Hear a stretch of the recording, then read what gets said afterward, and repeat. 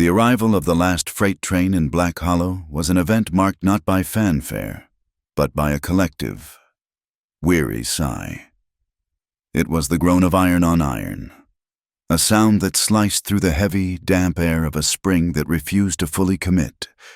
The snow, which had buried the town for 5 long months, was in a slow, grudging retreat.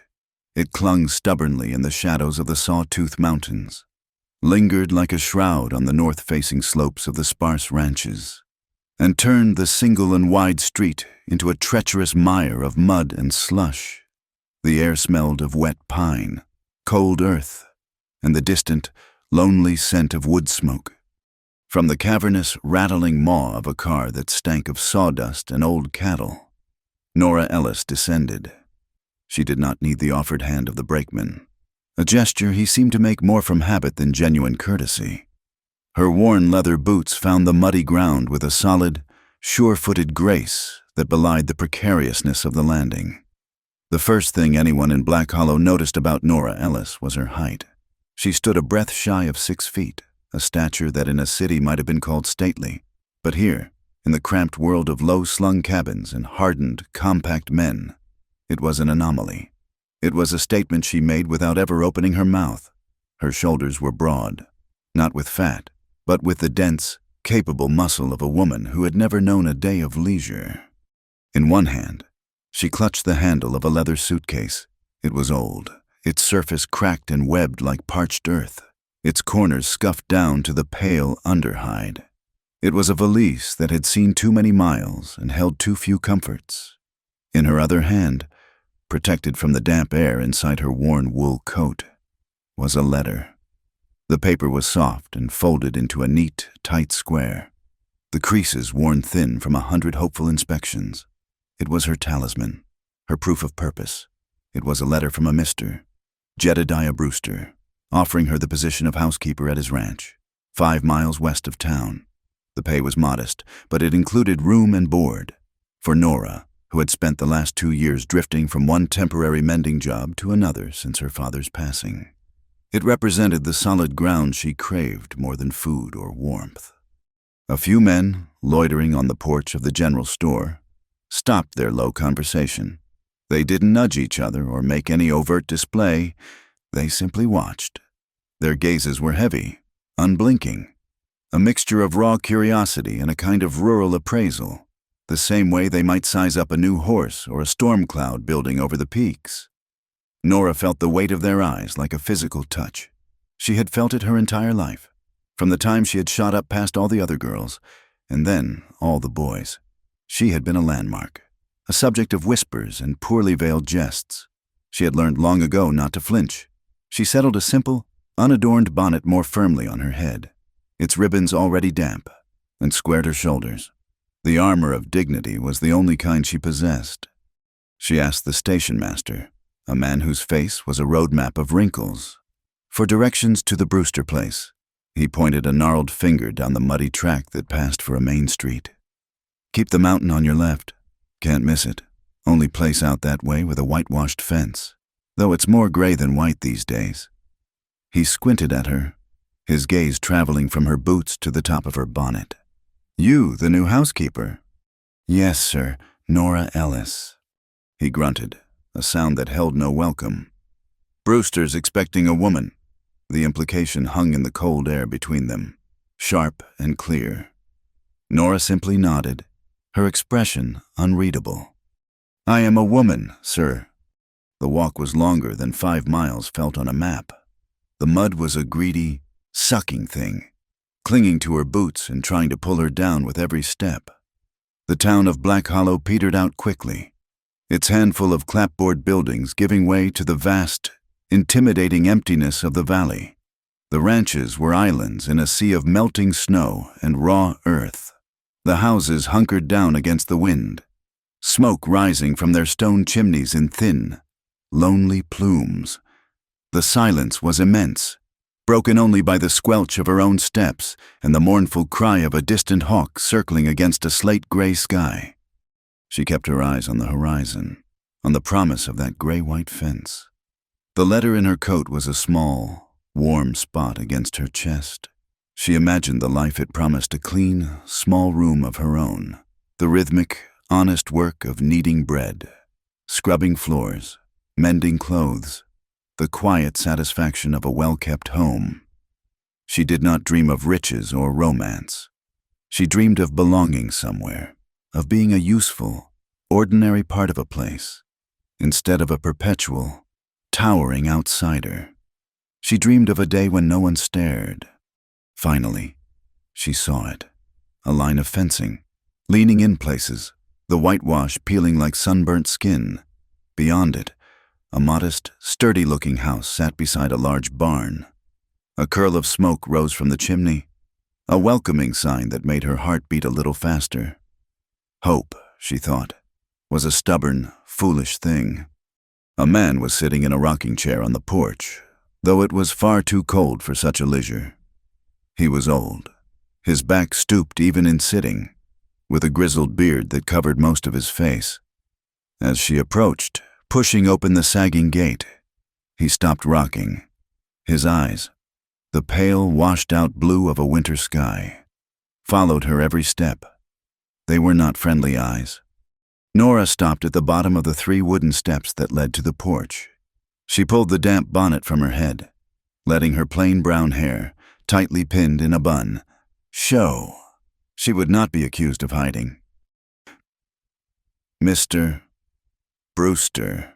she asked, her voice clear and steady, betraying none of the cold or exhaustion that had settled deep in her bones.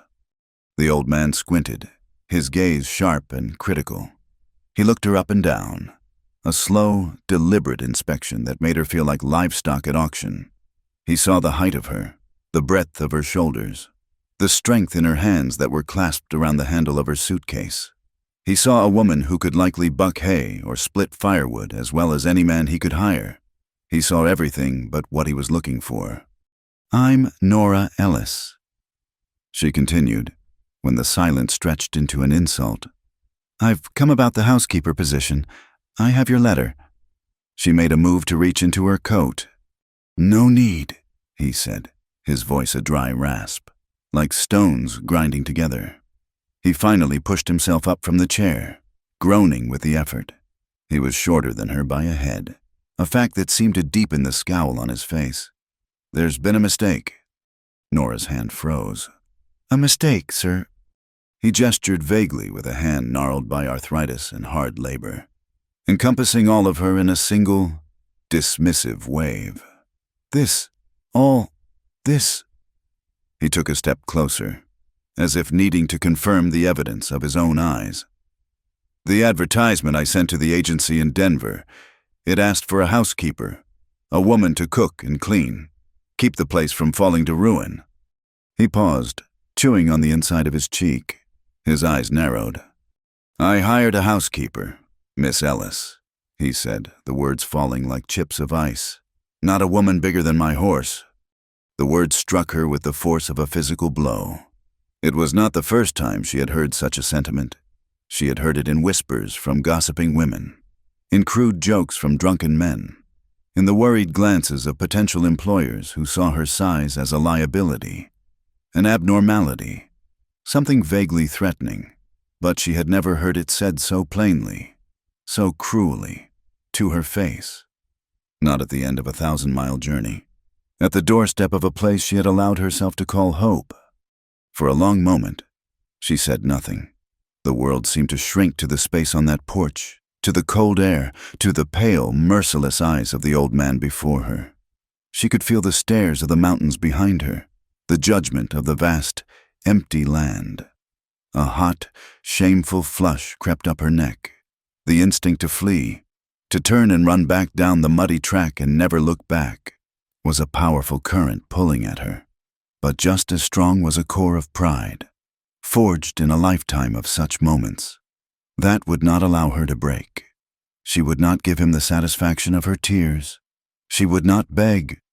She took a slow, deliberate breath, the cold air stinging her lungs. She straightened her spine, making herself seem, if it were possible, even taller. "I see," she said, and her voice was a marvel of composure. It did not tremble, It did not crack. "Thank you for your time, Mr. Brewster." She turned, not waiting for a reply, and walked back toward the gate. She did not look back. She felt his cold, dismissive gaze on her back with every step. The gate clicked shut behind her, a sound of finality, as definitive as a door slamming in her face. The walk back to town was a blur of misery. The hope that had warmed her was gone, replaced by a cold, heavy dread in the pit of her stomach. The landscape, which had seemed lonely but promising on her way out, now felt hostile and mocking. The wind picked up, whipping strands of hair from her bun and lashing them across her face. Each gust seemed to whisper the old man's words back to her. Asterisk bigger than my horse. When the first few buildings of Black Hollow came back into view, she saw the figures on the porch of the general store were still there. They had been waiting. She knew, waiting to see the outcome. As she drew closer, she could feel their silent, knowing stares. They had seen her walk out with purpose, and now they saw her return, defeated. She kept her head high, her eyes fixed on some distant point beyond the shabby town, beyond the crushing mountains. Her face was a mask of calm, but inside, her spirit felt as cracked and worn as the leather of her suitcase. She walked through the gauntlet of their pity and their silent, smug judgment, one steady, solid step at a time. She did not run. Her shadow stretched out long and solitary behind her on the muddy ground. There was only one establishment in Black Hollow that offered both drink and lodging, and its sign, creaking on rusty hinges in the wind, simply read, "Saloon and Rooms." It was a squat, false-fronted building that seemed to sag in the middle, as if exhausted by the weight of the sorrows and meager joys it had absorbed over the years. Pushing open the heavy bat-wing doors required a firm shoulder, and when Nora Ellis stepped inside, she brought a gust of cold, clean air into a world that was its opposite. The warmth that hit her was not a comforting embrace, but the thick, suffocating heat of a pot-belly stove working overtime against the damp. The air was a heavy soup of smells: stale beer, cheap whiskey, frying fat, sawdust, and the pungent, close odor of unwashed men and wet wool. The light was dim, coming from a few smoky kerosene lamps that cast long, dancing shadows and made the corners of the room retreat into darkness. It was the hour after the saws fell silent at the lumber camps and the ranchers finished their evening chores, a time when men sought to wash the grit of a long day from their throats. The room was sparsely populated, perhaps a dozen men scattered at rough-hewn tables or standing at the long, scarred bar. Her entrance had the effect of a stone dropped into a still pond. The low rumble of conversations didn't so much stop as it faltered, snagging on her presence. A dozen pairs of eyes, reflecting the dim lamplight, turned towards her. The silence that followed was heavy and assessing. They saw what Jedediah Brewster had seen: not a woman, but an anomaly. A towering figure silhouetted against the fading gray daylight, her worn coat and cracked valise speaking of a long and fruitless journey. Nora let the doors swing shut behind her, the sound loud in the sudden quiet. She stood for a moment, letting her eyes adjust, her gaze sweeping the room once, not in challenge, but in a simple, straightforward search. She was looking for the proprietor.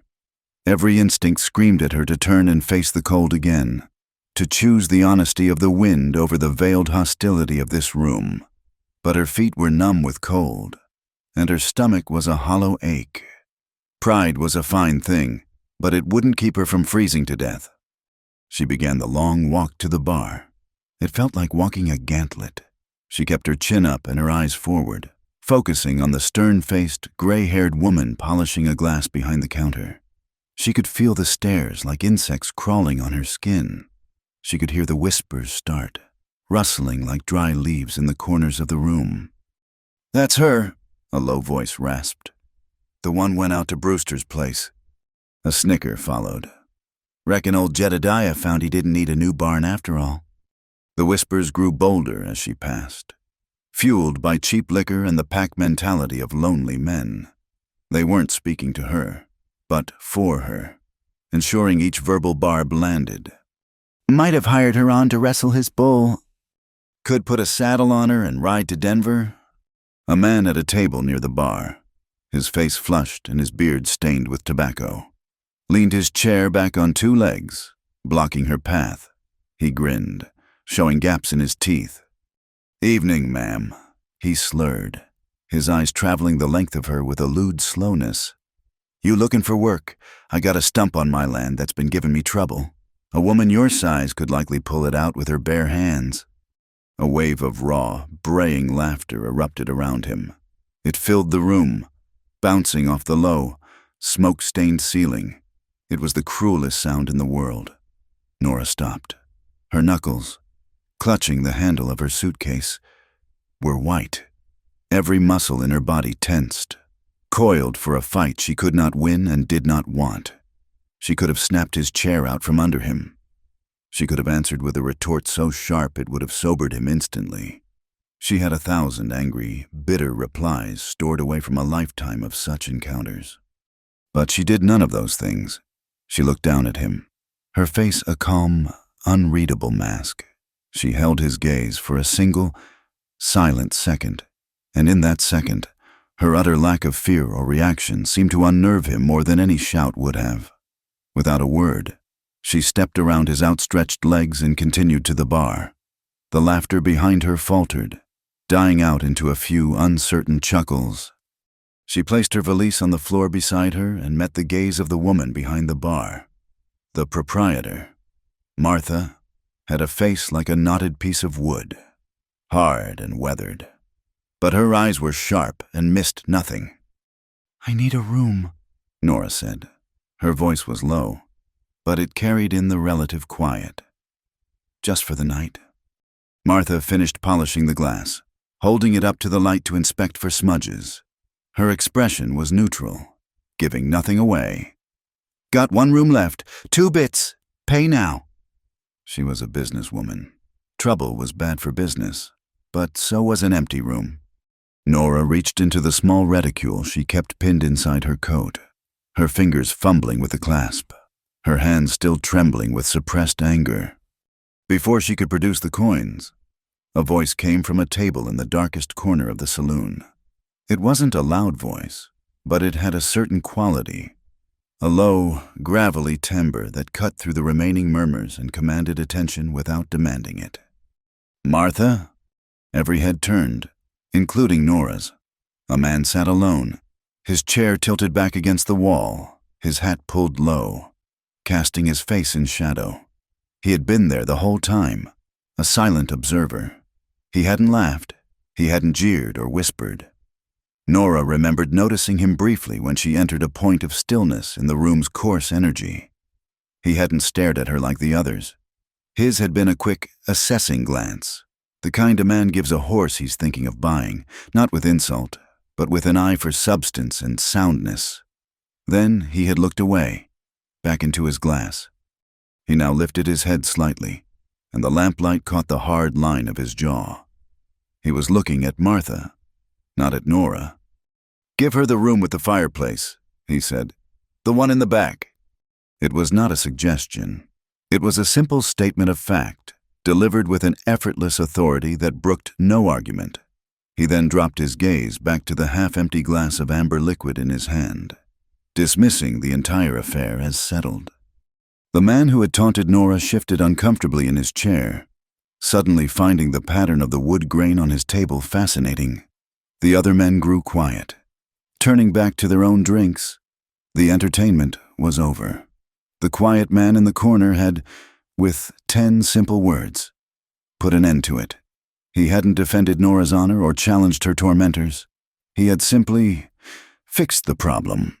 It was a practical, impersonal act of decency, and for that reason, it felt more profound than any grand, chivalrous gesture. Martha looked at the man in the corner, then back at Nora. A flicker of something understanding, perhaps, or just plain business sense passed through her eyes. She gave a short, sharp nod. That'll still be 2 bits, she said to Nora, but her tone had softened almost imperceptibly. Nora found the coins and placed them on the scarred wood of the bar. Her fingers were steady now. The burning humiliation in her chest had been replaced by a quiet, bewildered sense of reprieve. Martha took the money, dropped it into a wooden till, and pulled a heavy iron key from a hook on the wall. "Up the stairs. Last door on the left. There's wood in the box and water in the pitcher. Don't be setting the place on fire." "Thank you," Nora said, her voice barely a whisper. She picked up her valise and turned away from the bar. She did not look at the man in the corner. To thank him would be to draw attention, to create a debt, to turn his quiet act into a public spectacle. But as she walked towards the narrow, steep staircase at the back of the room, she was more aware of him than of anyone else. She could feel his presence, a silent anchor in a hostile sea. He hadn't looked at her again. He just sat with his drink, a solitary man who minded his own business, except, it seemed, when he chose not to. For the first time since stepping off that train, Nora felt a sliver of something other than despair. It wasn't hope, not yet. It was just the simple, profound relief of a small, unexpected kindness in a world that had offered her none. The room at the top of the stairs was small, tucked under the eaves of the saloon.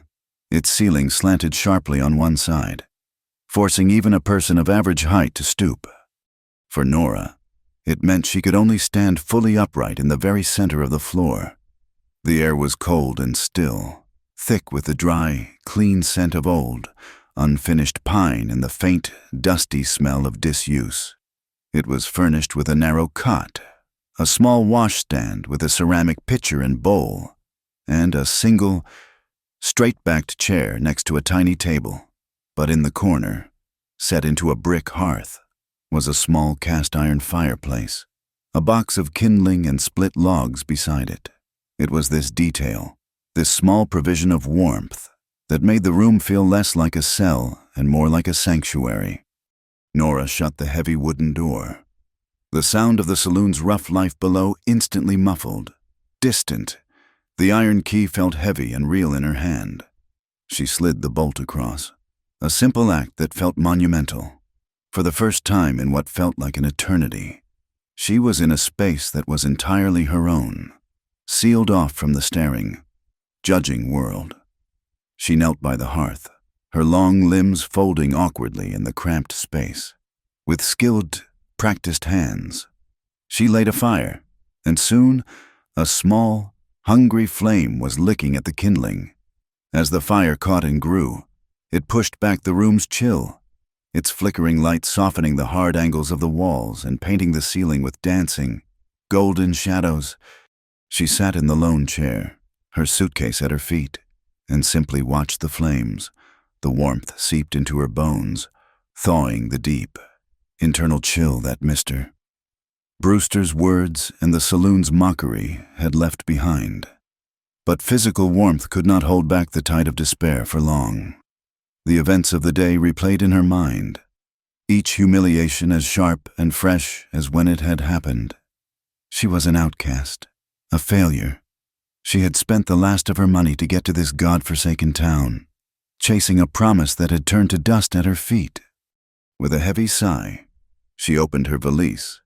From beneath her spare clothes, she retrieved a few sheets of paper and a small, sharpened pencil stub. She was down to her last few cents, not even enough for a train ticket to the next town, let alone a journey of any real distance. She had one distant cousin, Clara, married to a shopkeeper in Ohio, a woman she hadn't seen in a decade. Writing to her was a final, desperate admission of defeat. She flattened the paper on the little table, the firelight casting a warm glow on the page. Asterisk, dearest Clara. Asterisk, she began, the pencil feeling clumsy and foreign in her fingers. Asterisk, I hope this letter finds you and your family in good health. I am writing to you from a town called Black Hollow.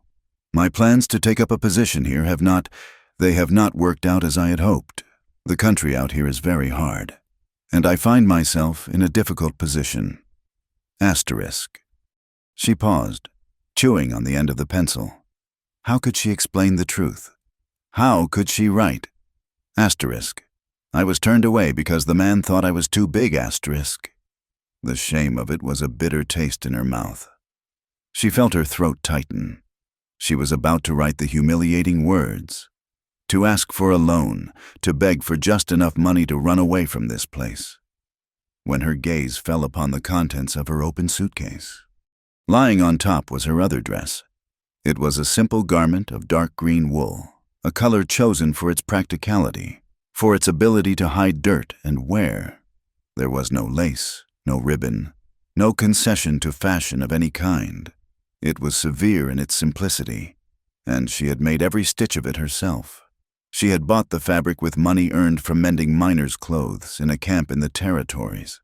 She had cut the pattern from memory, adapting it to her own tall frame. She had sewn the seams not once, but twice, ensuring they would never split under the strain of hard work. The buttonholes were reinforced with tight, close stitches, built to withstand years of use. It wasn't a beautiful dress. It was a fortress. It was a testament to her own two hands. She reached out and touched the sleeve. The wool was coarse, but it was honest. She ran her thumb over a seam, feeling the familiar, tight line of her own stitching. That seam would not give way. Those stitches would hold. She looked from the strong, sturdy dress to the weak, pleading words on the paper. Asterisk, I find myself in a difficult position. Asterisk. A sudden, fierce wave of anger washed over her.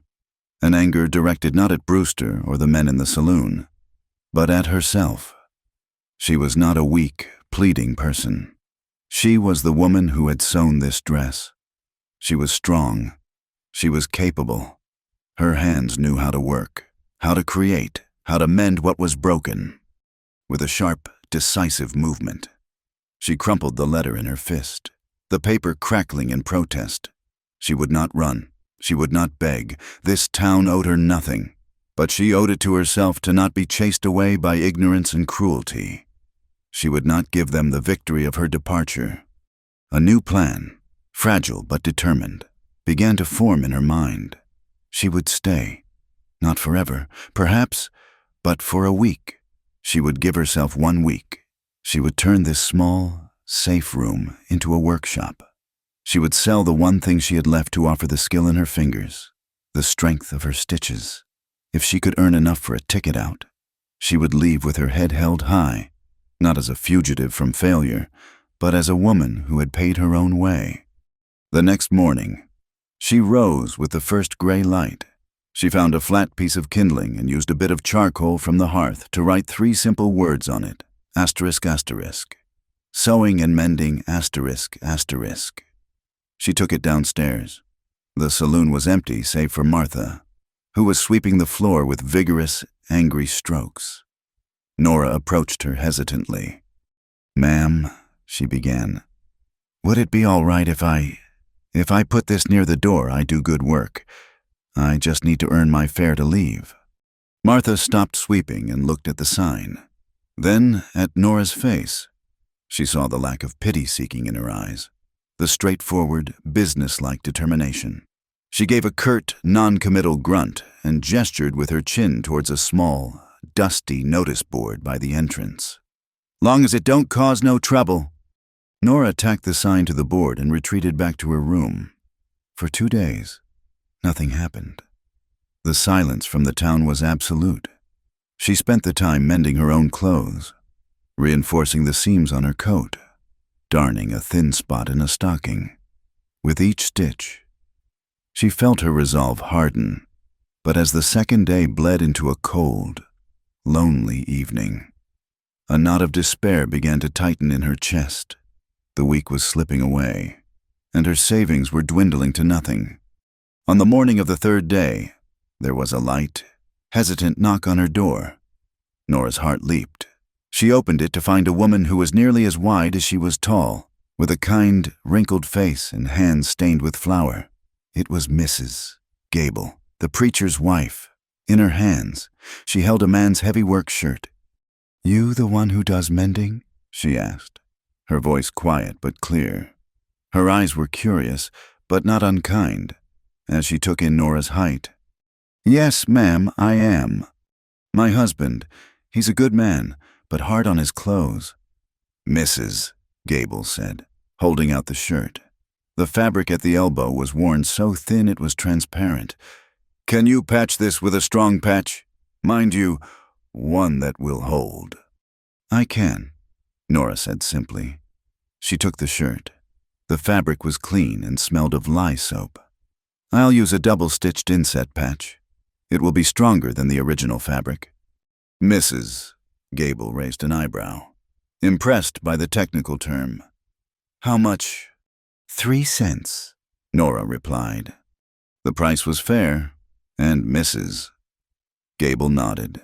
She left the shirt, promising to return the next day. Nora set to work immediately, her needle flying with a focused, joyful energy. This was more than just a shirt. It was a test. She chose a matching piece of scrap from her own small bag, cut it perfectly to size, and set it into the sleeve with stitches so small and even they were almost invisible. It was a beautiful, brutally strong piece of work. When Mrs. Gable returned and saw it, she held it up to the light from the small window, her expert eyes examining every stitch. A slow smile spread across her face. My word, she breathed. It's better than new. She paid Nora her 3 cents and left. Nora thought that might be the end of it. But Mrs. Gable was a talker, and the women of the church circle were her audience. The next afternoon, 2 more women came, one with an apron whose ties had torn loose, another with her son's trousers, the knees completely worn through. They were wary at first, but they had seen the preacher's shirt. They left their items with Nora, and so it began. A slow, quiet trickle of work started to flow into her small attic room. It was the women who came, mostly the older ones, the matriarchs of the town who understood the hard-won value of things, who knew that a well-mended garment could mean the difference between a child being warm or cold. They did not come for conversation or friendship. They came for her skill. They would knock, hand her a bundle of worn-out clothing, state the problem, agree on a price, and leave. But with each transaction, Nora felt a subtle shift. They were looking at her hands, not her height. They were judging her stitches, not her stature, in the quiet solitude of her room, surrounded by the town's broken and worn-out things. Nora Ellis was, thread by thread, mending her own place in the world. Nora's attic room, once a sanctuary, soon became a prison of its own making. The trickle of work from the town's women had become a steady stream, and the small room was overflowing. Piles of clothes to be mended covered the floor, the chair, and every inch of the small table, forcing her to work on her cot, her back aching from hunching over in the poor light. The scent of old wood was now lost beneath the smells of other people's lives: lye soap, lavender water, dust from barn chores, and cooking grease. Moreover, the parade of respectable matrons up the saloon stairs was beginning to draw sideways glances from the saloon's usual patrons, a situation that Martha, the proprietor, tolerated with a deepening scowl. One morning, Martha appeared at Nora's door. "This can't continue," she said, her voice flat. "My customers are starting to feel like they've walked into a church social. You're scaring off the sinners." Nora's heart sank. She thought she was about to be told to leave. "I can try to be more discreet," she offered, her mind racing. Martha just grunted, a sound that was her primary form of communication. "No, you need more space." She jerked her head towards the back of the saloon. "There's an old lean-to out back. Used to be for storage, but the roof leaks less than it used to. It's yours if you want it. Keep the traffic out of my establishment, and you can stay." It wasn't an offer of kindness. It was a practical solution to a mutual problem, which Nora appreciated far more. The lean-to was little more than a shed built against the saloon's back wall, constructed of mismatched weathered planks. It had a dirt floor, a single wide opening that served as both window and door, and a workbench that ran the length of one wall. It was rough, drafty, and smelled of sawdust and damp earth. To Nora, it was perfect. She moved her small operation that afternoon. The open front flooded the space with natural light, a luxury she hadn't realized she was missing. She could stand up straight, stretch her long limbs, and organize her work on the long bench. It felt less like a hideaway and more like a proper workshop. She was no longer the strange woman in the attic. She was a seamstress with a place of business, visible and yet separate from the town's main flow. The women could now come to her without having to brave the saloon. And they did, in ever-increasing numbers. Nora worked from dawn till dusk, the rhythmic sound of her needle and thread becoming a quiet, constant presence behind the saloon. She was working on a quilt for Mrs. Gable one afternoon, her head bent in concentration over a complex pattern of stitches, when a shadow fell across her workbench, blocking the afternoon sun. She looked up, her hand pausing mid-stitch. A man stood in the wide doorway, his large frame filling the opening. He was dressed in the hard-wearing clothes of a logger, heavy denim trousers, scuffed boots, and a flannel shirt. His hat was pulled low, but she recognized him immediately. It was the quiet man from the saloon, the one who had spoken up for her. She hadn't seen him since that first night, though she had found herself glancing towards the shadowed corner of the saloon whenever she passed its doors. He stood there for a moment, his eyes taking in the scene, the neat piles of mended clothing, the spools of thread arranged by color. Nora herself, seated and composed, her needle still poised in her hand. He held a large, heavy bundle wrapped in burlap under one arm. Nora felt a strange flutter in her chest. She put her work aside and rose to her feet, her height for once feeling like an advantage, allowing her to meet his gaze on an even level. "Can I help you?" she asked, her voice calm and professional. He didn't answer right away. He just looked at her, his gaze direct and steady. It was not the leering stare of the other men, nor the pitying glance of the women. It was a straightforward, appraising look that held no judgment. He seemed to be measuring her, not in feet and inches, but in some other, more essential way. Finally, he stepped forward and placed the heavy bundle on her workbench. The landing made a solid, thudding sound.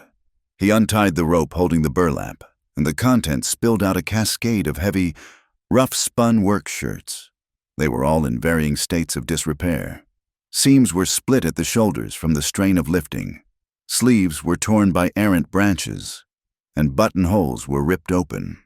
The pile smelled of the forest pine sap, sweat, and wood smoke. "The shirts at the camp are all torn up," he said. His voice was the same low baritone she remembered, a sound like rocks settling at the bottom of a river. Nora looked at the formidable pile of work. There were at least a dozen shirts, each one a significant repair. This was more than a day's work. It was a week's. It was a commission. "This is quite an order," she said, pulling one of the shirts from the pile. The fabric was thick and coarse, built for durability. She ran her fingers over a long, jagged tear in the back. "I'll need a name to put it under." "Clay Harper," he answered without hesitation. "I'm the foreman at the Timberline logging camp." The name suited him. It was as solid and unadorned as he was. "Clay Harper." She repeated it in her mind, liking the sound of it. "All right, Mr. Harper, I can have these done for you in a week's time. Will that be acceptable?" "That'll do," he said. He watched as she expertly folded the torn shirt and placed it to one side, her long, capable fingers moving with a quiet efficiency. He seemed to notice her hands, to appreciate their competence. He didn't smile, but the hard line of his mouth seemed to soften almost imperceptibly at the corners. There was no awkwardness in the silence between them, just a shared sense of purpose. He was a man who understood work, and he was watching a master at hers. "It's good you're here," he said. The statement so simple and direct it took her by surprise. The men, they're hard on their clothes, and there's not a one of them knows which end of a needle to thread. He looked from her hands to her face, his gaze steady and unwavering. It was the first time a man had looked at her without flinching, without a flicker of amusement or surprise at her height. He simply looked at her as if she were the most natural thing in the world. "I'm no good with a needle and thread," he said, and the words were a plain confession, a statement of fact. "But you seem to be—" It was the finest compliment Nora had ever received. It wasn't about her appearance, her gender, or anything other than her skill. He wasn't trying to flatter her or court her. He was stating an observation. He saw a problem: his men's torn shirts, and he had sought out the expert, the person best equipped to solve it. In his eyes, she was not a strange, oversized woman. She was a skilled professional. That simple, unadorned respect was more valuable to her than gold. "I am," she replied, and for the first time she allowed a small measure of the pride she felt in her work to enter her voice. "My stitches hold." He gave a single, slow nod, as if her words had confirmed his assessment. "Good. That's all a man can ask for." They settled on a price, a fair sum that he agreed to without haggling. Then, with the transaction complete, he turned to leave. He paused in the doorway and looked back, not at her, but at the sun-drenched valley and the great silent mountains that framed it. "This is a hard place," he said, more to himself than to her. "It breaks a lot of things, people included." Then, before she could think of a reply, he was gone, his footsteps receding on the packed earth. Nora stood for a long time in the quiet of her workshop, her hand resting on the pile of rough shirts. She picked one up and held it to her face, inhaling the scent of pine and honest labor.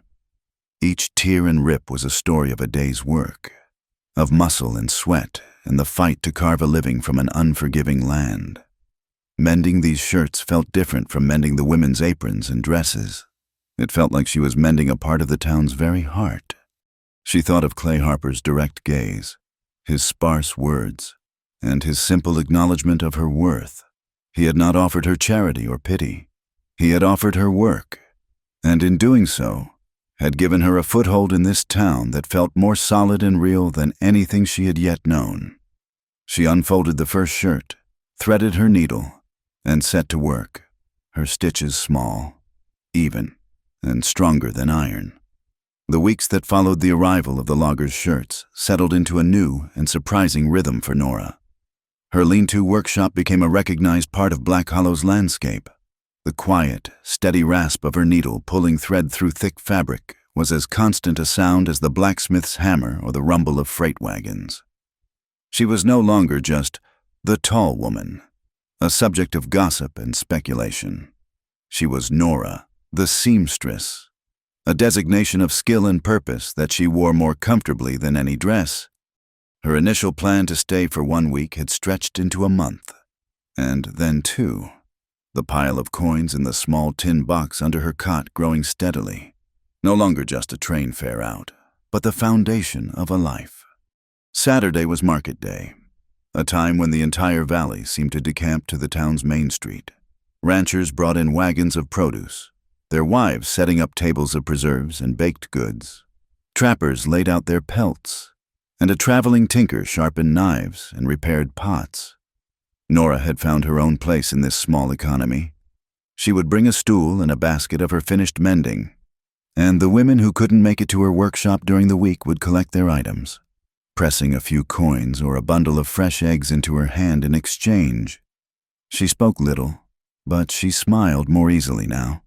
Her interactions brief, professional, but no longer laced with the constant, biting fear of judgment. On this particular Saturday, a soft spring rain had begun to fall just as the market was winding down. It was a gentle, persistent drizzle that smelled of wet dust and new leaves, washing the mud from the street and sending everyone scurrying for the cover of the wooden awnings that lined the storefronts. Nora was huddled under the overhang of the general store with several other women, including Mrs. Gable, waiting for the shower to pass. "It's a blessing, this rain," Mrs. Gable remarked, pulling her shawl tighter. "The preacher was praying for it just this Sunday. Says the creek's running too low for a proper baptism." She turned to Nora, her kind, wrinkled eyes crinkling at the corners. "Speaking of the church, Nora, we're having a spring social at our home next Saturday, after the services. Just a potluck in the yard, a chance to thank the Lord for the end of a long winter. Nora's hands, which were folding a newly patched apron, stilled. A social, a party. The words sent a familiar chill of apprehension down her spine. It was one thing to be Nora the seamstress, a useful, solitary figure in a workshop. It was another thing entirely to be Nora the guest, an object of social scrutiny, expected to mingle and make small talk. She imagined herself standing in the preacher's yard, towering over everyone, a cup of lemonade trembling in her hand, the target of 100 curious stares. "That's very kind of you to think of me, Mrs. Gable," she began, her voice carefully neutral. "But I'm not much for social gatherings." "Nonsense," Mrs. Gable insisted gently. "You're a part of this community now. The women would be pleased to have you. We've all come to rely on you." She patted Nora's arm. "You must come." The invitation, though kindly meant, felt like a summons to a trial. Nora's mind scrambled for a polite refusal, an excuse that wouldn't offend the woman who had been her first and most loyal customer. The other women under the awning had fallen silent, their attention fixed on the exchange. Nora could feel the weight of their expectation. She looked at Mrs. Gable's open, earnest face, and a question, born from a lifetime of being on the outside looking in, escaped her lips in a near whisper. "Why me?" The question hung in the damp air. It was a simple, honest query, but it was laden with the weight of every door that had been closed to her, every time she had been chosen last, or not at all. Mrs. Gable looked momentarily taken aback, unsure how to answer a question whose premise she didn't understand. To her, the invitation was natural. Why wouldn't she invite Nora? It was at that moment that a pair of heavy, mud-caked boots stopped on the boardwalk just behind them. Clay Harper, his hat shedding droplets of rain onto the dark, damp planks, had been walking past, a sack of flour slung over his shoulder. He stopped, not looking at the other women, but at Nora. He had heard her question. He set the heavy sack down with a soft thud. The other women shuffled slightly, making room for him, their chatter silenced by his quiet, formidable presence. He looked at Nora, his gaze as calm and steady as the gray, rain-filled sky. He answered the question she had posed to Mrs. Gable as if he were the one who had been asked. "Because you stayed," he said, his voice low and even, meant for her alone, yet clear enough for all to hear. Nora stared at him, confused. I don't understand." He shifted his weight, his eyes never leaving hers. "This town, this whole territory, it's full of people passing through. They come looking for gold, for land, for an easy life. The first time the ground proves too hard, the winter too cold, the luck too thin, they're gone. They just touch hardship, and they turn their backs." He paused, letting the words settle. The gentle drumming of the rain on the tin roof was the only other sound. "You had every reason to leave," he continued, his voice dropping even lower. "I was in the saloon that first night. I know what Brewster said to you. Most people would have been on the next train out, cursing this town's name, but you didn't run."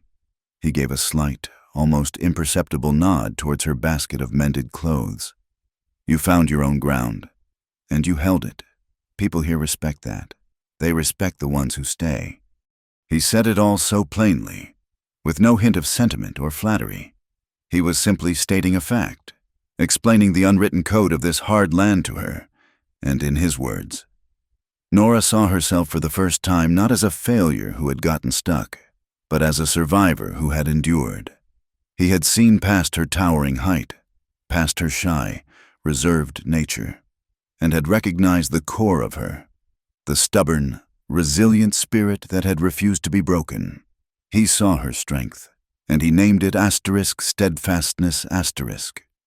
A profound, unfamiliar warmth spread through her chest, more potent than any fireplace. It was the warmth of being truly seen.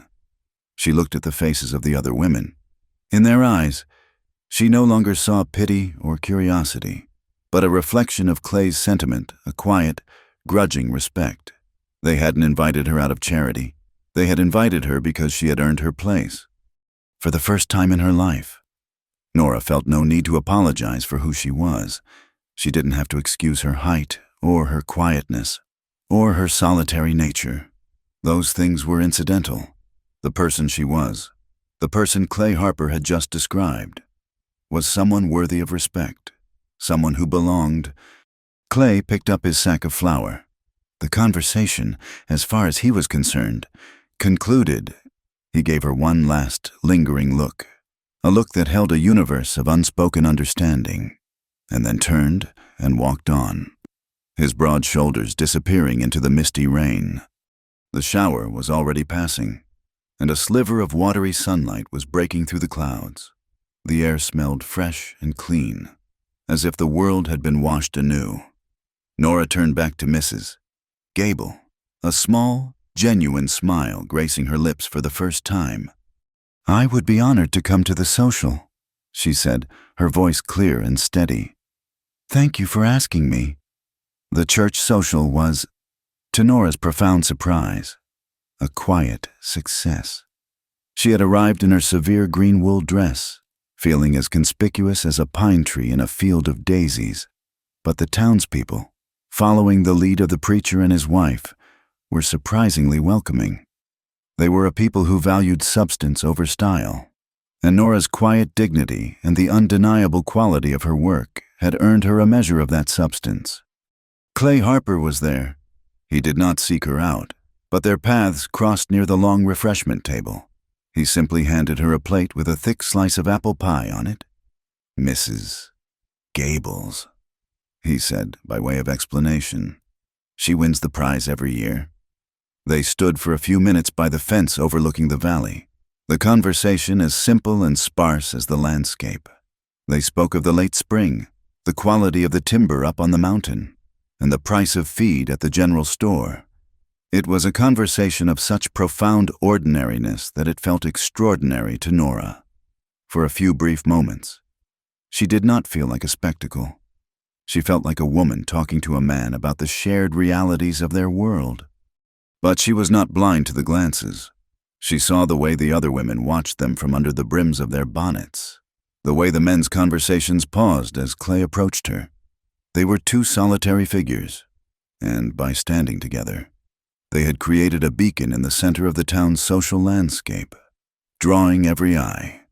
When she walked back to her room at the saloon that evening, she felt a subtle shift in the air. The town's gaze, which had finally begun to soften, had sharpened once more, this time with a new and dangerous edge speculation. The whispers began in earnest the following week. They were a currency in a town like Black Hollow, traded over fences and across the counters of the general store.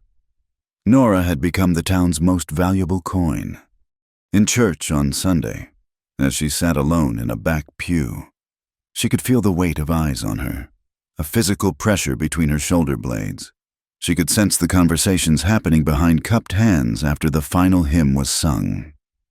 At the market the next Saturday, a group of women fell silent as she approached the egg seller, their smiles becoming fixed and unnatural. Even the rough men who frequented the saloon now looked at her differently. They no longer saw a target for crude jests, but a puzzle to be solved.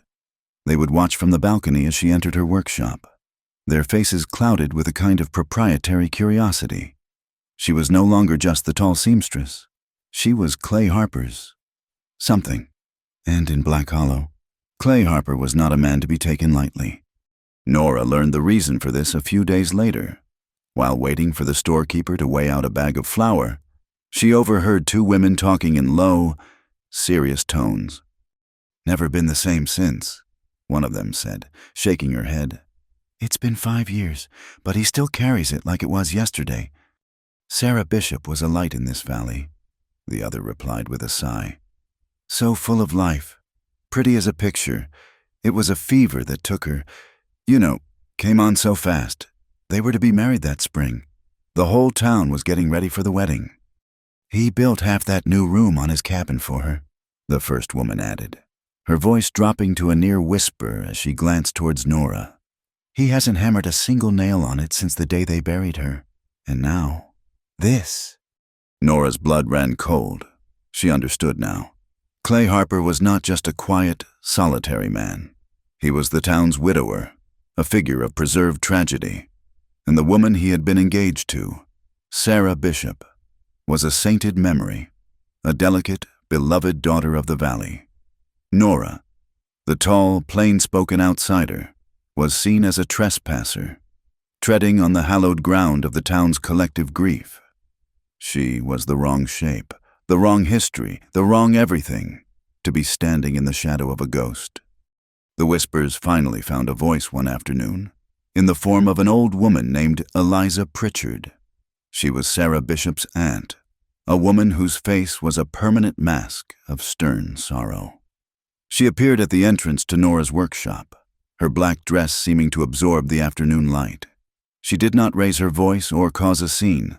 Her attack was far quieter and far more devastating. "Miss Ellis," she began, her voice thin but strong, like a steel wire. "Your work is exemplary. The whole town says so. You have a true gift in your hands." Nora, who was hemming a tablecloth, looked up, surprised. "Thank you, Mrs. Pritchard." The old woman took a step closer, her eyes, dark and piercing, fixed on Nora's face. "A gift in your hands is a fine thing, but it is not a license to be reckless with the hearts of others." Nora put her sewing down, her hands suddenly cold. "I'm not sure I know what you mean." "Oh, I think you do," Mrs. Pritchard said, her voice softening with a practiced, sorrowful tone. "I'm talking about Clay Harper. The boy has suffered enough. He has carried a grief that would have broken a lesser man.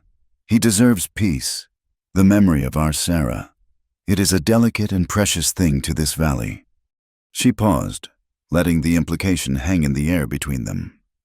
"I am sure you mean no harm, but you are a stranger here. You do not understand the shape of things, the history that binds us all." Her eyes traveled up and down Nora's frame, a quick, dismissive appraisal. "He needs a woman who can help him heal, not a complication." The unspoken words were clear asterisk a woman like Sarah, not a woman like you. "It's not your fault, child," the old woman said, delivering her final, pitying blow. Her voice was laced with a tone of weary resignation. "You are what you are, but this is not a path you should walk. It will only bring you both pain in the end. A wise woman knows when to turn back." She did not wait for a reply. Having delivered her warning, she turned and walked away, leaving Nora standing in the sudden, ringing silence of her workshop. Nora did not cry. She did not call out in anger or in her own defense. She stood motionless for a full minute, the woman's words echoing in the small space. "It's not your fault. You are what you are." It was the story of her life, a constant apology for her own existence. She had thought, for a brief time, that she had moved past that here in Black Hollow. She had been wrong. Slowly, she sat back down on her stool. She picked up the tablecloth and her needle. Her hands trembled slightly, but she forced them still. She looked at the line of stitches she had been sewing. They were neat and even, but they were not perfect. With a deep, shuddering breath, she set her jaw. She did not have a voice to fight the whispers. She did not have the history to fight a ghost. She had only this, her work. Her needle plunged into the fine linen. The motion was sharp, precise. She began to sew, and a cold, calm fury guided her hands. Her stitches, which had been merely neat, became flawless. Each one was exactly the same length, the same tension. The line she sewed was straighter than a surveyor's mark, a perfect, unassailable row. Her hand, which had trembled, was now rock steady. She pulled the thread tighter than she ever had before, cinching the fabric with a controlled, disciplined strength. She did not reply to Eliza Pritchard. She did not answer the town. Her answer was here, in her hands. It was in the absolute perfection of her craft. The needle rose and fell, a silent, rhythmic pulse. If the world was going to judge her, it would find no flaw here.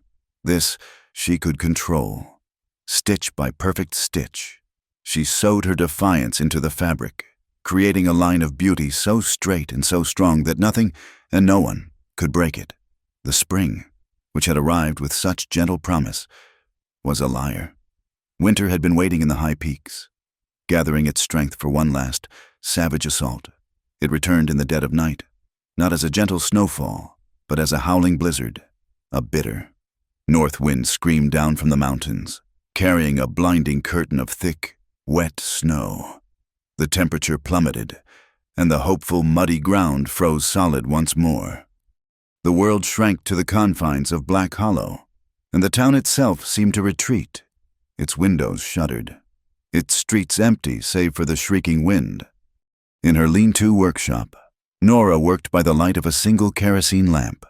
The wind rattled the thin plank walls and found every crack, sending icy drafts to lick at her ankles. She had stoked the small stove in her room in the saloon, but here, she relied on a heavy shawl and the focused energy of her work to keep warm.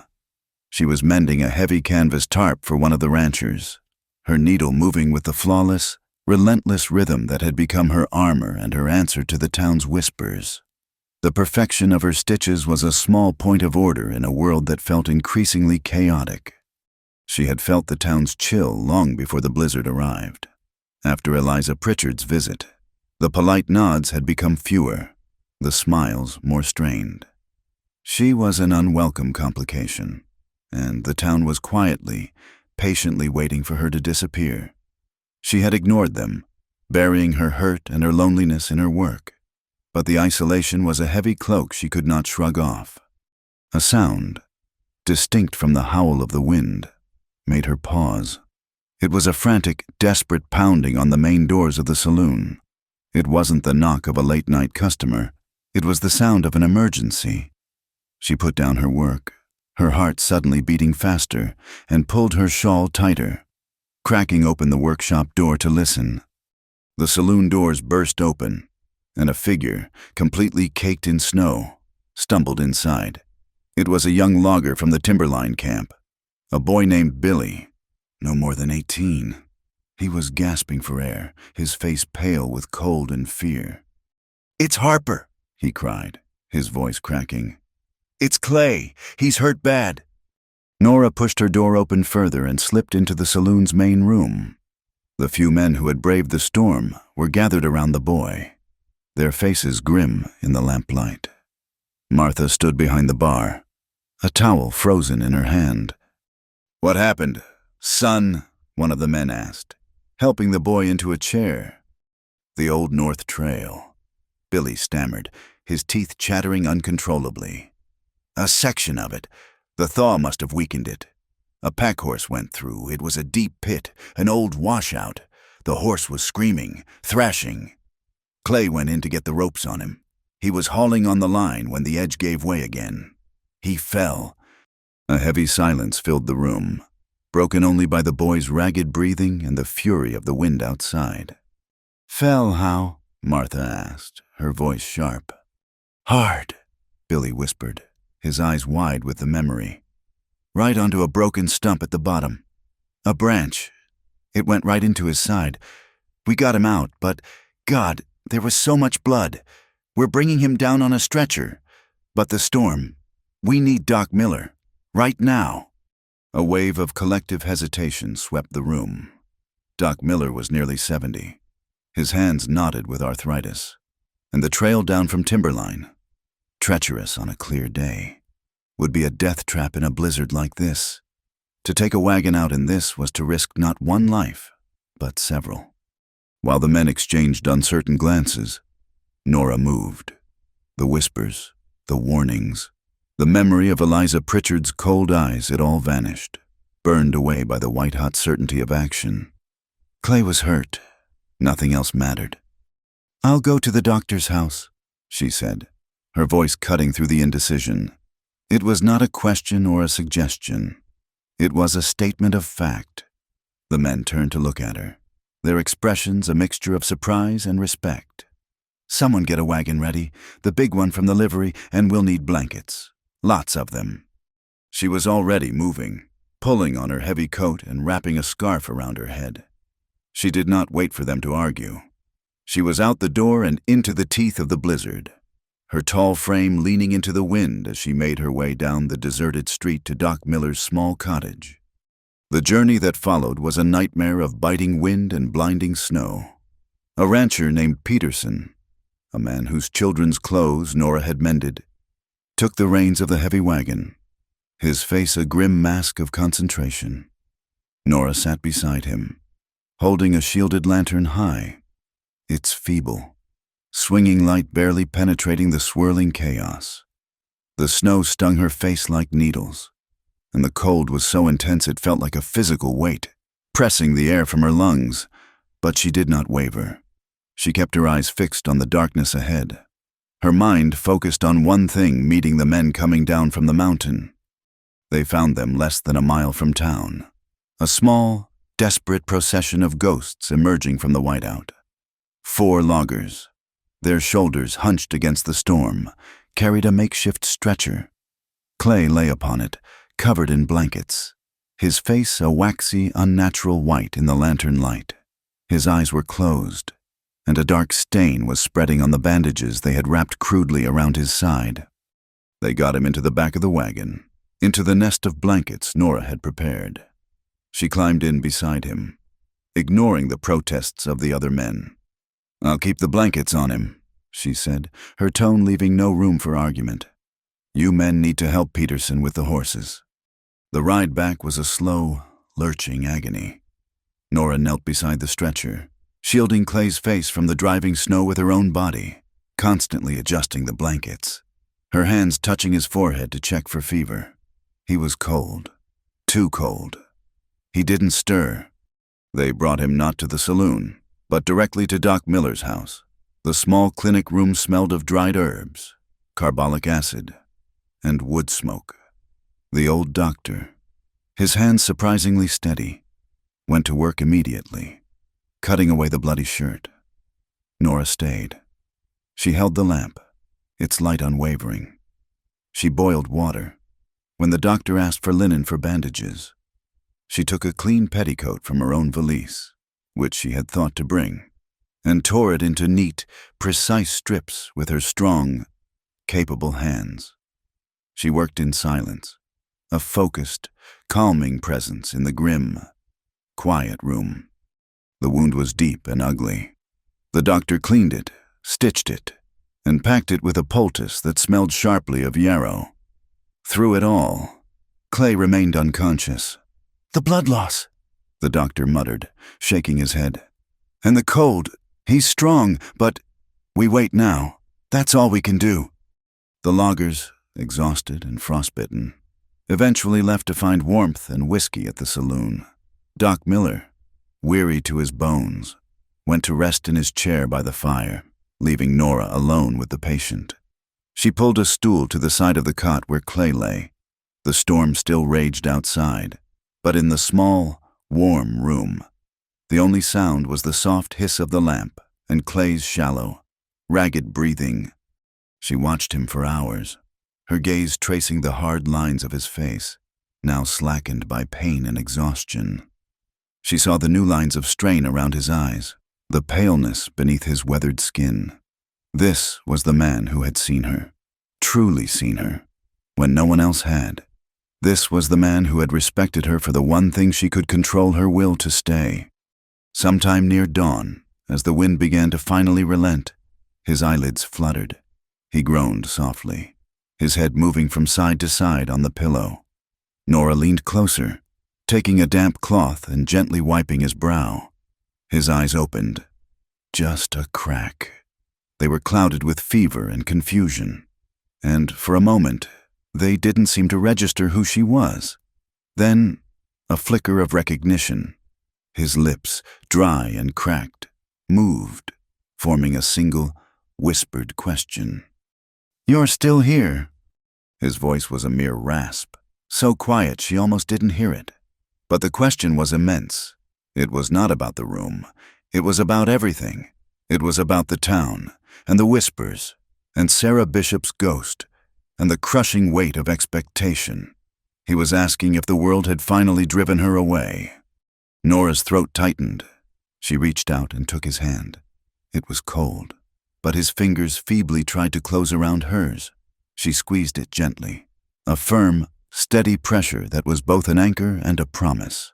She leaned down, her face close to his, and her voice was as clear and as strong as one of her own perfect stitches. "I'm still here." The blizzard broke at dawn, leaving behind a world transformed. Black Hollow lay buried under a thick, pristine blanket of white. The sharp angles of the town softened into gentle curves. The silence was absolute, a heavy, sound-absorbing stillness that felt both peaceful and profound. Inside Doc Miller's small house, a different kind of quiet reigned, the hushed, watchful quiet of a sick room. Clay Harper survived the night, and the next. The fever that had threatened to consume him clung stubbornly for days, but his inherent strength, the sheer, tough grit of a man who had spent his life wrestling with nature, refused to yield. Doc Miller pronounced that the worst was over, but the recovery would be long and slow. The wound was deep, and the fall had left him with a concussion and several cracked ribs that made every breath a sharp, painful effort.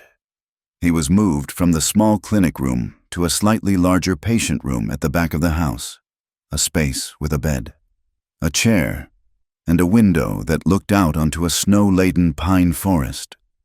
This room became Nora's world, her own small room at the saloon. Her workshop in the lean-to, they became secondary, places she visited only for supplies. Her days took on a new, unvarying rhythm, dictated not by the sun, but by the needs of the man in the bed. She would arrive just after dawn, her tall figure casting a long shadow on the new snow. She never knocked, simply letting herself in the back door, which Doc Miller now left unlatched for her.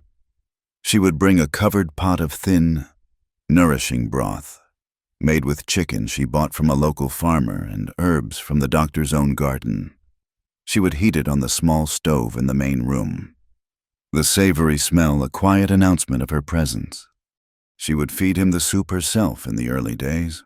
When he was too weak to lift a spoon, she would prop his head up with pillows and patiently, silently, lift the spoon to his lips. He rarely spoke during these times. His eyes often closed, but his acceptance of her care was a form of communication in itself. There was a complete absence of the self-conscious pride that a man like him might have been expected to show. He simply accepted her help as a necessary part of a difficult reality, a practicality they both understood. After the morning broth, the day would unfold in a series of quiet, purposeful tasks. She changed his bandages, her movements efficient and gentle, her hands never flinching from the raw, healing wound.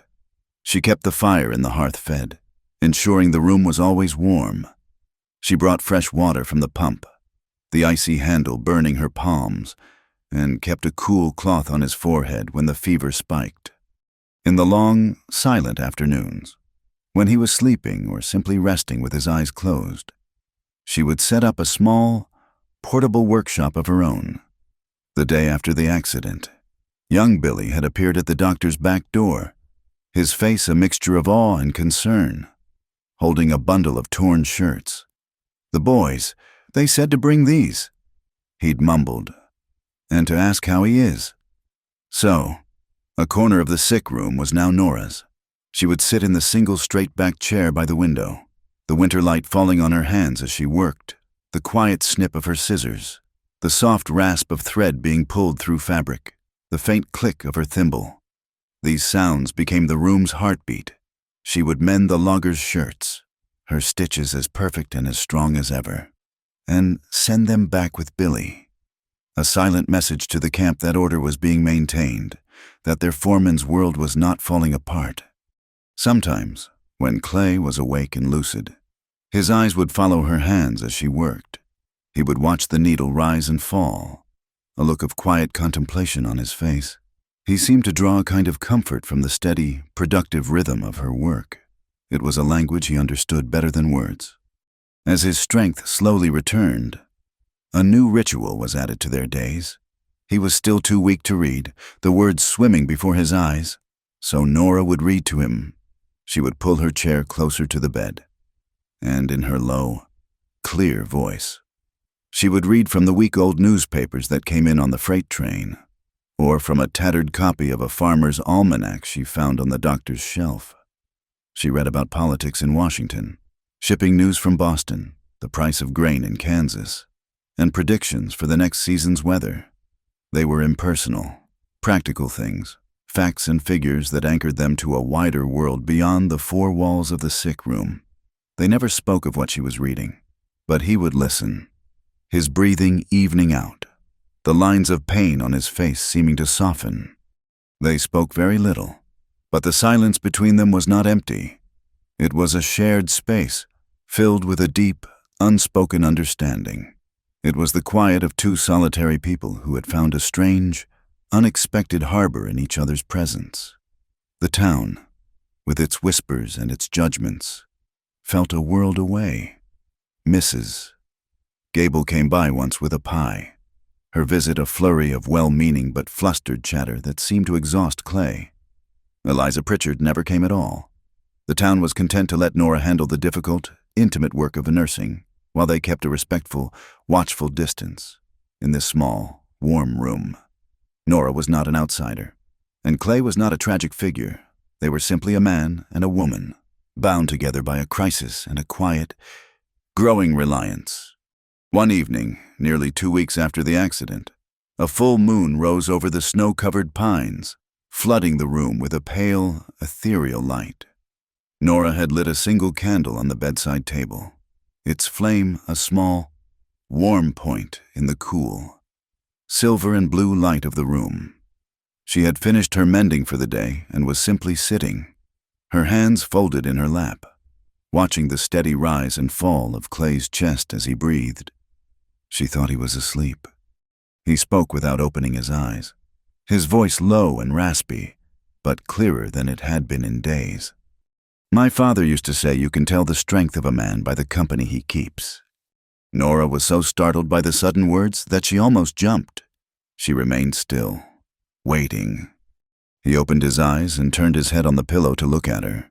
His gaze was clear and sober, the fever haze finally gone. He looked at her for a long time, his eyes taking in her tall, still form, the quiet competence in her folded hands, the calm, steady set of her shoulders. He was wrong. Clay continued, his voice barely a whisper. "You tell the strength of a man by who stays when everyone else has gone." Nora's heart gave a painful, hopeful lurch. She could think of nothing to say, so she said nothing at all. She simply met his gaze, her own eyes reflecting the small, steady candlelight.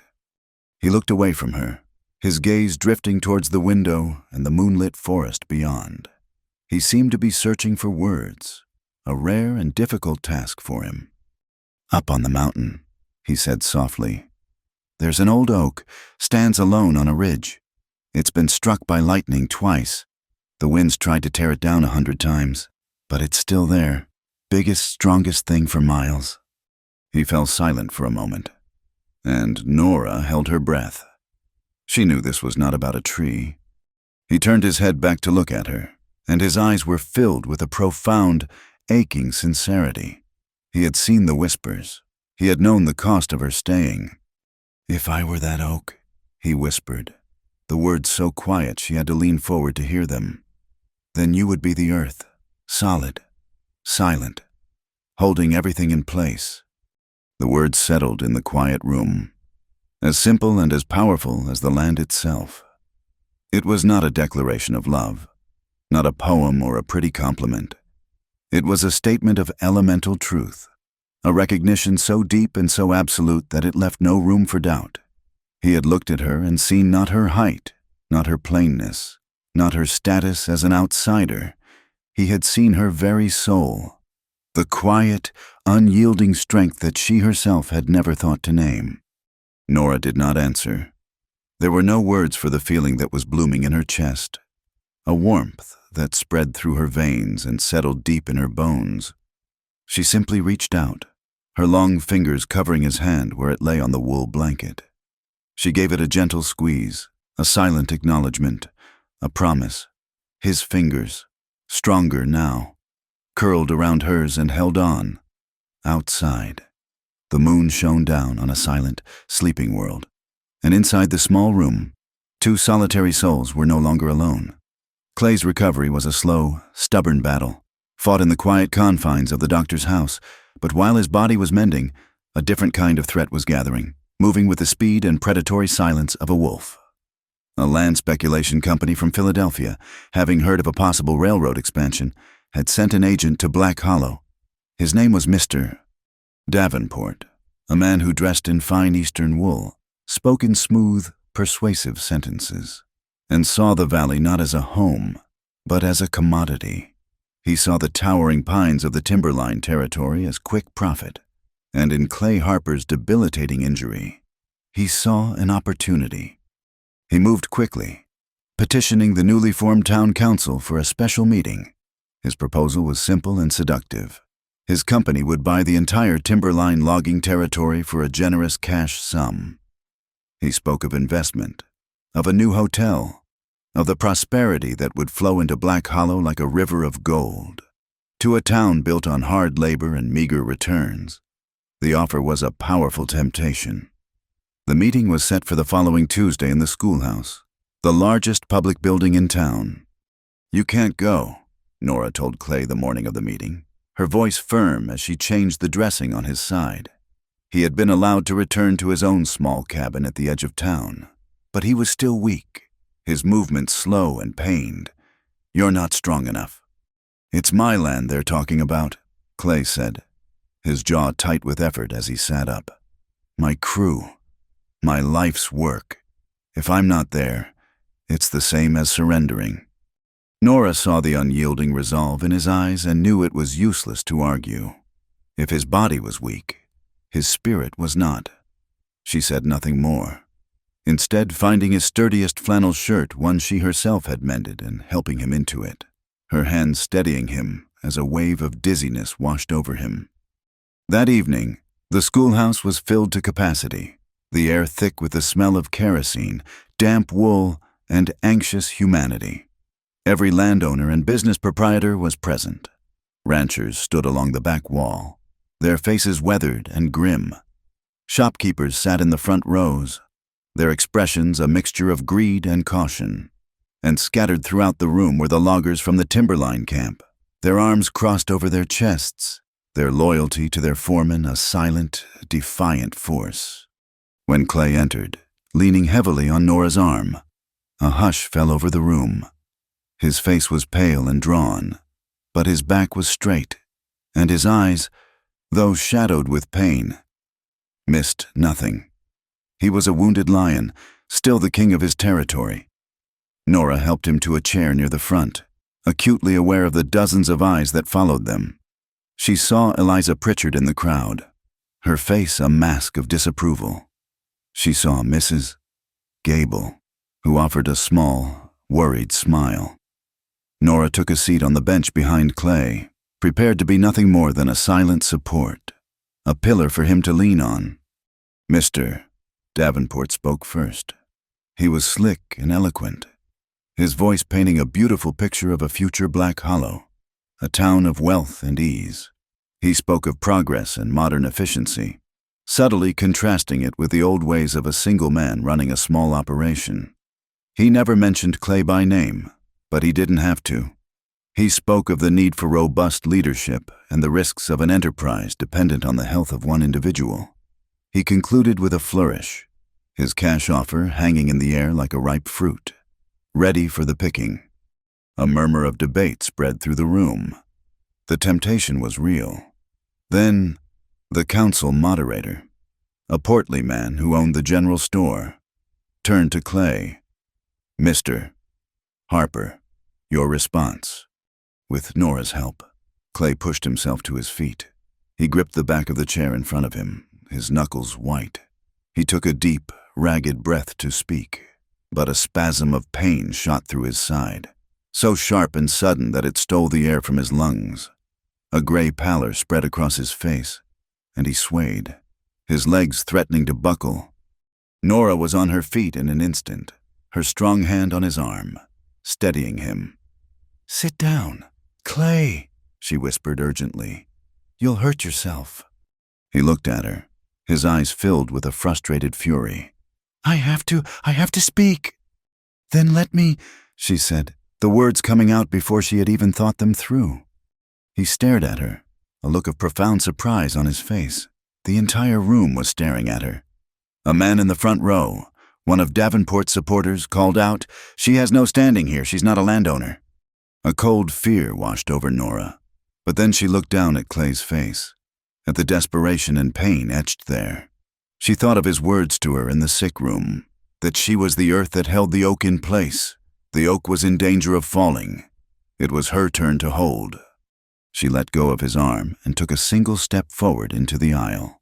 She stood to her full, considerable height, her presence commanding a sudden, shocked silence. Her heart was hammering against her ribs, but she clasped her hands in front of her, and they were perfectly still. "My name is Nora Ellis," she began, her voice not loud, but so clear and steady that it carried to the furthest corner of the room. "And it is true, I own no land in this valley. I own nothing but the skill in my own 2 hands. I came to this town with nothing, and this town gave me a place to stay." She paused, her gaze sweeping over the faces in the crowd, the women whose dresses she had mended, the ranchers whose work clothes she had patched, the loggers whose shirts bore her stitches. "For the past few months," she continued, "I have sat in my workshop, and I have listened to the sounds of Black Hollow. I hear the blacksmith's hammer and the church bell. I hear the train whistle, but the most constant sound, the sound that this town is built on, is the sound of the saws from the timberline camp. It is the sound of steady work. It is the sound of men earning a decent wage to feed their families." She turned her gaze to Mr. Davenport, who was watching her with a look of dismissive amusement. "This gentleman speaks of gold, a river of gold, but I have seen what happens in towns that chase gold. The river comes, and the river runs dry, and it leaves behind nothing but dust and hungry ghosts. The money Mr. Davenport offers is fast money. It is money that will be spent and gone in a year. But the work that Clay Harper offers is slow. It is hard. It is the work of seasons, the work of a lifetime." A deep, profound silence had settled over the room. Every eye was on her. They were no longer seeing a tall, strange woman. They were seeing a defender of their way of life. "You have all seen me at my work," she said, her voice resonating with a deep, moral authority. "You know that I value a strong stitch, a seam that will hold against the worst this land can throw at it. Clay Harper built his camp the way I mend a shirt. He built it to last." She took a deep breath, preparing to deliver the final, crucial thought, the idea that had been forming in her mind ever since she had first smelled the pine and sweat on his torn shirts. "This town," she declared, her voice ringing with conviction, "does not need more gold. It needs timber. It needs the strong wood that builds your homes and warms your hearths." She then turned and looked directly at Clay, who was watching her with an expression of stunned reverence. And more than that, she finished, her voice softening but losing none of its power. "It needs men who replant the trees." The room was utterly still. The concept was so simple, so revolutionary, that it took a moment to sink in. They had all thought of the forest as a thing to be taken. Nora had just reframed it as a thing to be tended, a legacy. She had elevated Clay from a logger to a steward. The silence was broken by a single, sharp sound. One of the old ranchers in the back, a man known for his taciturn nature, brought his calloused hands together in a loud clap. Then one of Clay's loggers followed suit, Mrs. Gable. Her face beaming, began to applaud. Within seconds, The room was filled with a rising tide of applause, a wave of sound that washed over Nora, a sound of profound and overwhelming affirmation. It was not just for Clay. It was for her. Mr. Davenport's face had turned a mottled, angry red. The moderator, seeing the undeniable shift in the room, called for the vote. The hands went up, a forest of them, voting nay to the proposal. It was not even close. The motion was defeated. As the meeting broke up, the townspeople crowded around Clay, clapping him on the back, shaking his hand. But their eyes kept turning to Nora, who had retreated to the background, her heart still pounding. They looked at her with a new kind of respect, an awe that had nothing to do with her height and everything to do with her character. Clay finally broke free of the crowd and came to her side. He said nothing. He didn't need to. He simply reached out and took her hand, his grip firm and sure. In his eyes, she saw a reflection of her own words, her own strength, and a gratitude so deep it left them both breathless. The town had been given a choice, and she had given them the voice to make the right one. The walk from the schoolhouse to Clay's cabin was a journey through a town transformed. The moon was high and bright, casting the snow-covered street in a brilliant silver light and etching long, sharp shadows from the corners of the buildings. The air was cold and clean, and the tense, charged atmosphere of the meeting had given way to a profound and ringing silence. A few people were still out, heading home, and as they passed, the looks they gave Nora were no longer filled with suspicion or pity. They were looks of open, unadulterated respect. Men who had once stared at her with crude curiosity now tipped their hats. Women who had whispered behind their hands now met her gaze and offered a small, deferential nod. She had, in the space of a 10-minute speech, become one of them. More than one of them, she had become their champion. Clay leaned on her, but the weight was different now. Before, it had been the dead weight of injury and pain.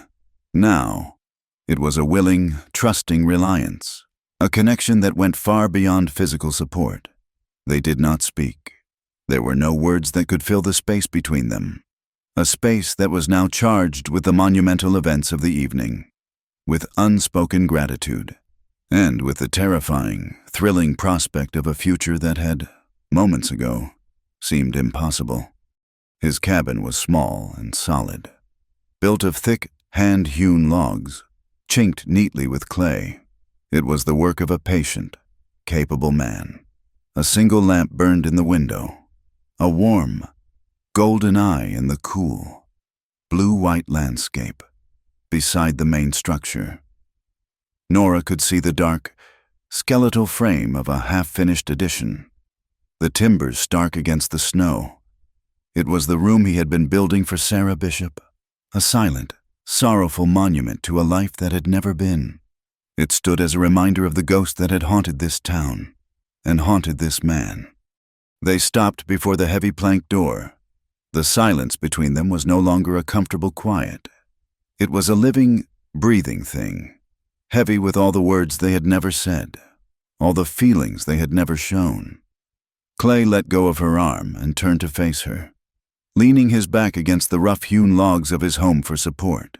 His face, illuminated by the moonlight, was stripped bare of its usual stoic mask. All she saw in his eyes was a raw, overwhelming gratitude, and something deeper, something that made her heart ache with its intensity. "You stayed," he said, his voice a low, rough whisper. It was not an observation. It was an accusation of a miracle. When everyone else, when *I* retreated, you stayed. He was not talking about the town meeting. He was talking about the wall of grief he had built around himself 5 years ago, a wall that had kept the entire world at bay. He had retreated from life, from hope, from the very idea of a future. Everyone in town had respected that retreat, tiptoeing around his sorrow, leaving him to his solitary kingdom of grief. Everyone but her. She had not tiptoed. She had simply stood her ground, and by her quiet, unwavering presence, she had provided a place for him to finally walk out of his fortress. Nora looked from his face to the sturdy wooden door beside him. She saw the iron latch, a simple, hand-forged piece of metal. It was just a latch, but in that moment, it felt like the most significant object in the world. It was a threshold. On one side was the life she had always known solitary, self-reliant, safe in its loneliness. On the other side was this, a life intertwined with his, a future as vast and as frightening as the moonlit mountains themselves. Her hand, as if of its own accord, rose and rested on the cold iron. She could feel the solid wood of the door beneath her fingertips. This was a door she had been walking towards her entire life, from the first door that had been closed to her at the Brewster Ranch, to the door of the saloon that had offered a grudging welcome, to the door of her own small room where she had stitched her defiance into being. They had all led here. She hesitated, her fingers curled around the latch but not moving it. All her old fears, all the whispers of a lifetime that told her she was too much, too different, not enough, they rose up for one final, desperate protest. She looked at him, at his earnest, waiting face, and she had to ask the question one last time, not for him, but for herself. She had to hear the answer in this new world they had just created. "Why me?" she asked, her voice a near whisper, a fragile thread in the vast, silent night. Clay looked at her, and the ghost of a smile, the first true smile she had ever seen from him, touched his lips. It transformed his face, chasing away the last of the shadows. He did not need to search for the answer. It was the simplest and most profound truth he knew. He spoke the words that had become their creed, the foundation upon which their entire world was now built. "Because you stayed," he said softly. And in those 3 words, she heard everything. Asterisk. Because you stayed when you were rejected. Because you stayed when you were mocked. Because you stayed when the town whispered and warned you away. Because you stayed through the blizzard and through the long nights of my healing. Because it is in your nature not to run, but to hold. Because you are the earth, and I am the oak. And without you, I am nothing. The last of her fear dissolved, washed away by the simple, undeniable truth of his words. She was not an anomaly. She was a necessity. She belonged. Her fingers tightened on the latch. A quiet strength, a sense of profound and settled rightness, flowed through her, and this time she opened the door. A wave of warm, golden light spilled out, chasing the cold blue shadows from her feet. It smelled of wood smoke, coffee, and home.